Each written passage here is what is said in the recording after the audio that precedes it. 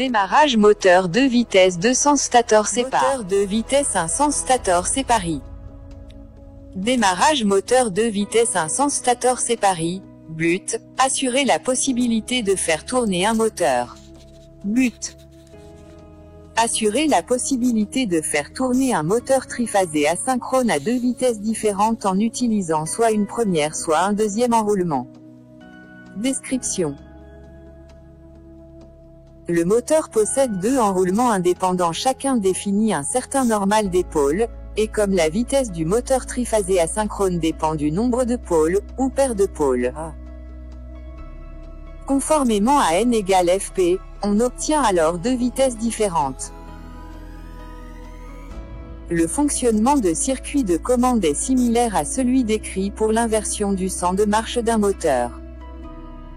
La première vitesse est obtenue grâce à la bobine K, M1 commande par S2. La deuxième vitesse par autre bobine K, M2 commande par S3. Comme il s'agit de 2 enroulements séparés, il est nécessaire d'envisager 2 relais thermiques. Il va de soi qu'il est possible d'envisager un circuit de contrôle nous indiquant l'état et la vitesse du moteur. Fonctionnement. Une action sur le bouton poussoir S2 excite la bobine K, M1 ce qui provoque son auto-alimentation.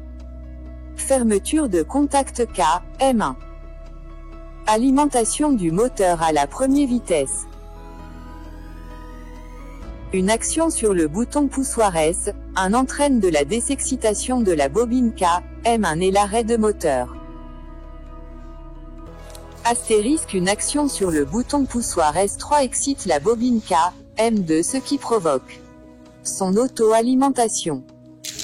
Le verrouillage du contacteur K, M2. Alimentation du moteur dans la deuxième vitesse. Une action sur le bouton poussoir S1 ou une fonction de relais thermique, F1, ou F2 coupe l'alimentation de la bobine K, M1 ou la bobine K, M2, le moteur s'arrête, la lampe H3 ou H1 est allumée. Démarrage moteur 2 vitesses 200 stator sépare. Fonctionnement.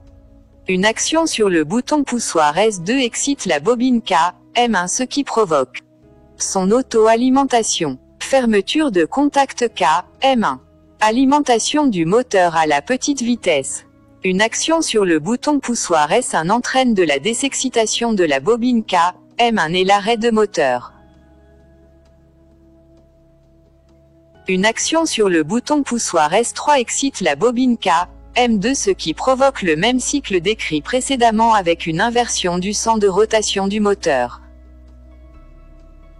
Une action sur le bouton poussoir S4 excite la bobine K, M3 ce qui provoque son auto-alimentation. Alimentation du moteur dans la grande vitesse. Une action sur le bouton poussoir S5 excite la bobine K, M4 ce qui provoque le même cycle décrit précédemment avec une inversion du sens de rotation du moteur. Une action sur le bouton poussoir S1 ou une fonction de relais thermique, F1, ou F2 coupe l'alimentation de tous les bobines qui sous tension.